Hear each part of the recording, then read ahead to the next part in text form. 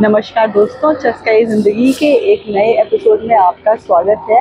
आप देख सकते हैं पीछे यहाँ पर दिखाई दे रहा है इंडिया गेट। हिंदुस्तान की सबसे ज़्यादा पॉपुलर और सबसे ज़्यादा जानी मानी जगहों में से ये एक है। पिछले काफ़ी समय से दिल्ली के ऐतिहासिक मॉन्यूमेंट्स देख रही हूँ और वो सारे ही मॉन्यूमेंट्स मीडिएवल एरा के थे। तो मेरा बहुत ज़्यादा मन था कि अब नई दिल्ली के जो मॉन्यूमेंट्स हैं, नए भारत के जो मॉन्यूमेंट्स हैं, उनको भी देखना शुरू किया जाए। तो उस कड़ी में आज पहला एपिसोड है जो कि शुरू होता है इंडिया गेट से। केंद्रीय सचिवालय मेट्रो स्टेशन पर उतर करके मैंने ऑटो लिया और एक बड़ा जो राउंड अबाउट है इंडिया गेट का, उसका एक चक्कर लगाया। रेल भवन और कृषि भवन के आगे से गुजरने में हमेशा ही बहुत अच्छा लगता है, लेकिन खास बात ये थी मैंने नया संसद आज पहली बार देखा, तो एक बहुत ही अच्छा एक एक्सपीरियंस ये रहा। उसके बाद मैं आ गई हूँ इंडिया गेट, सनसेट के टाइम के इंडिया गेट को देखने के लिए। इंडिया गेट से लेकर के राष्ट्रपति भवन तक का रास्ता जो पहले राजपथ कहलाता था, अब वो कहलाता है कर्तव्य पथ। और सेंट्रल विस्टा स्कीम के तहत काफ़ी कुछ यहाँ पर रीडेवलपमेंट किया गया है। हमेशा की तरह ही यहाँ पर बहुत सारे लोग हैं, बहुत ज़्यादा हसल बसल क्राउडेड जगह है और हमेशा की तरह बहुत ज़्यादा यहाँ पर एक्टिविटीज़ होती हुई दिख रही है। ये एक दिल्ली में ऐसी जगह है कि आप अगर कभी भी कहीं पर भी बोर हो रहे हैं, आप यहाँ आ जाइए। ये जगह आपको कभी भी बोर नहीं करती।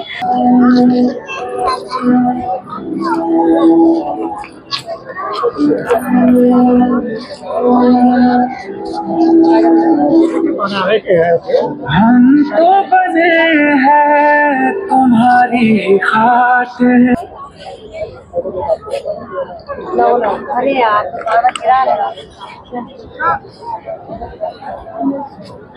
लाइव स्केच बना रहे हैं। इंडिया गेट यहाँ से काफ़ी पास दिख रहा है, लेकिन ये अभी कुछ दूर है। इसे पहले ऑल इंडिया वॉर मेमोरियल के नाम से जाना जाता था। इंडिया गेट 74,187 भारतीय सैनिकों की याद में बनाया गया, जो 1914 और 1921 के फर्स्ट वर्ल्ड वॉर में फ्रांस, मेसोपोटामिया, पूर्वी अफ्रीका, गैलीपोली और दूसरी जगहों पर और एंग्लो अफगान युद्ध में शहीद हुए थे। वो सनसेट वहाँ से दिखाई दे रहा है। हर तरीके के, हर एक जनरेशन के लोग, यंगस्टर से लेकर के ओल्ड एज तक सभी यहाँ पर मिल जाएंगे और स्ट्रीट फूड भी यहाँ पर अच्छा खासा मिलता है। ये जगह अभी थोड़ी देर में लिट भी की जाएगी, तो उसको भी देखने में काफ़ी मज़ा आने वाला है।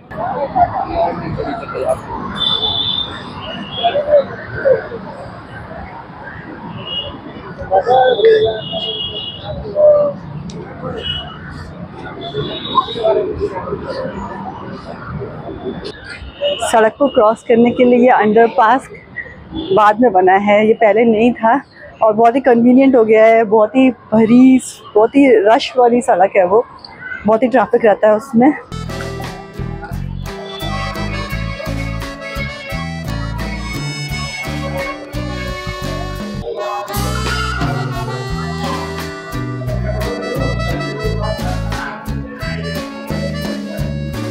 काफ़ी अच्छी फ़ोटो गैलरी है यहाँ पर। 1911 से नई दिल्ली का इतिहास शुरू होता है, जब इसको नई राजधानी के रूप में चुना गया और फिर एडविन लुटियन के नेतृत्व में नए राजधानी में निर्माण कार्य और उसको डिज़ाइनिंग शुरू की गई। तो 1911 से लेकर के 1951 में पहली बार यहाँ पर जो कर्तव्य पथ है, जो पहले राजपथ था, इसमें आज़ाद हिंदुस्तान की पहली बार गणतंत्र दिवस की परेड हुई और 1955 से फिर लगातार हो रही है। तो काफ़ी अच्छी, इन सब के बीच में भी जो जो इवेंट्स हुए उन सबको दिखाते हुए बहुत ही अच्छी फ़ोटो गैलरी है इस अंडरपास में।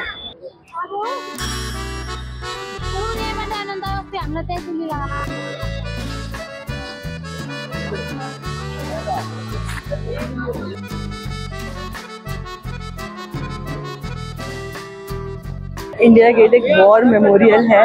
फर्स्ट वर्ल्ड वॉर में जो हिंदुस्तान के सैनिक मारे गए थे, उनकी शहादत की याद में इसको बनाया गया था। की भी डिज़ाइनिंग एडविन लुटियन के, जो कि नई दिल्ली के भी वास्तुकार माने जाते हैं और उन्हीं के नाम पर लुटियंस दिल्ली कहते हैं नई दिल्ली को आज भी।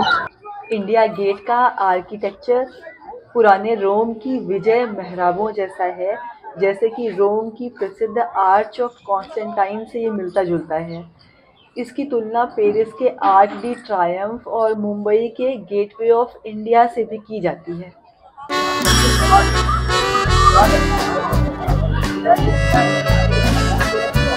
इंडिया गेट का एक चक्कर लगा लेते हैं।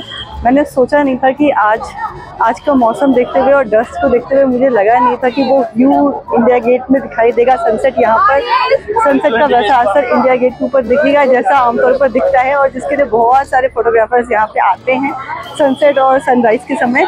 लेकिन लकीली इस समय बादल बिल्कुल छट गए हैं और डस्ट भी बिल्कुल छट गई है। बहुत ही खूबसूरत जो सनसेट का एक व्यू आता है वो इंडिया गेट पर पड़ रहा है और काफ़ी अच्छा लग रहा है, काफ़ी खूबसूरत लग रहा है।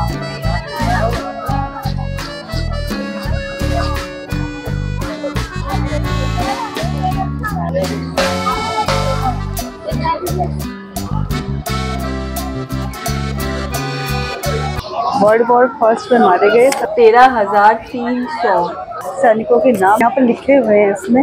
ये एक खास बात है इसकी।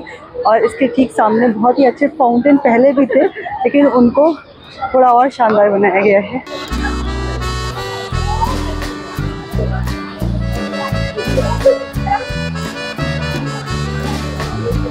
बहुत ही जल्द इसको लिट किया जाएगा, तब तक इसका इंतज़ार करते हैं। और सुभाष चंद्र बोस की मूर्ति को देखने के लिए जो भी सेंट्रल विस्टा में जब इसका रीडेवलपमेंट हुआ उसके बाद ही लगाई गई है, पहले यहाँ पर ये नहीं थी।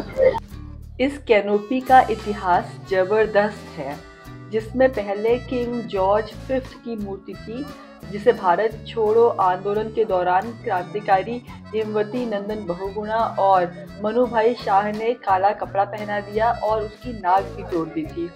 आज़ादी के 10 साल के बाद इस मूर्ति को यहाँ से हटाया गया।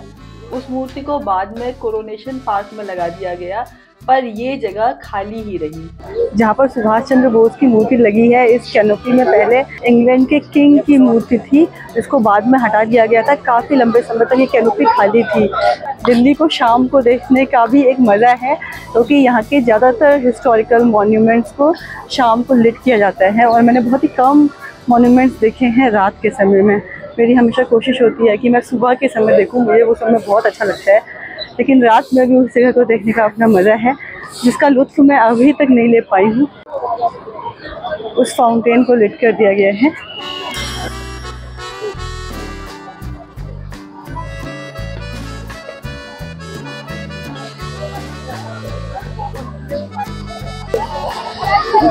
इंडिया गेट भी पार्शियली लिट कर दिया गया है ऊपर से। मुझे लगता है धीरे धीरे करके लिट करते हैं।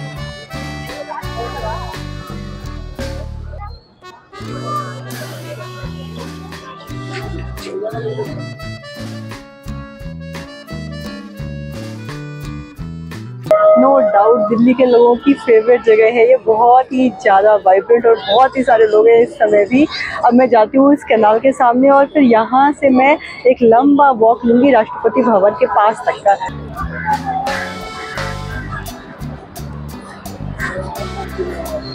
ये जगह इसलिए भी बहुत ही अच्छी है क्योंकि इसमें कोई बाउंड्री वॉल नहीं है, इसमें कोई एंट्री करने के लिए चेक नहीं कराना पड़ता, अपना सामान की चेकिंग नहीं करानी पड़ती, और यहाँ आने का कोई टिकट भी नहीं है। और दिन के किसी भी समय सुबह से लेकर शाम तक हम यहाँ आ सकते हैं, एक्सेप्ट कोई इम्पोर्टेंट इवेंट है उस समय के, या 26 जनवरी 15 अगस्त के अलावा किसी भी दिन किसी भी समय यहाँ पर आया जा सकता है। ये एक और ख़ास बात है, और इसको एक ट्रूली पब्लिक प्लेस बनाती है दिल्ली के अंदर, सेंट्रल दिल्ली के अंदर। सबवे से एक बार फिर उस तरफ जाती हूँ क्योंकि मुझे राष्ट्रपति भवन तक जाने का बहुत ही ज़्यादा मन है।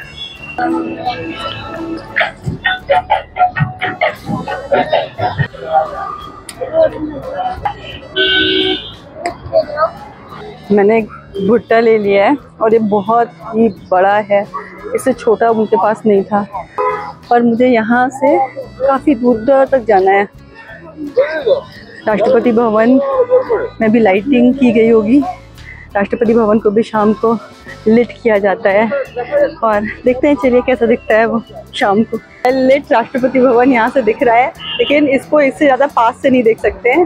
तो चलिए आज का चस्का जिंदगी का ये एपिसोड यहीं पर ख़त्म होता है। फिर मिलेंगे बहुत ही जल्द एक नई जगह पर। तब तक अपना बहुत बहुत बहुत ध्यान रखिए और देखते रहिए चस्का जिंदगी, और इसको सब्सक्राइब भी कर दीजिए।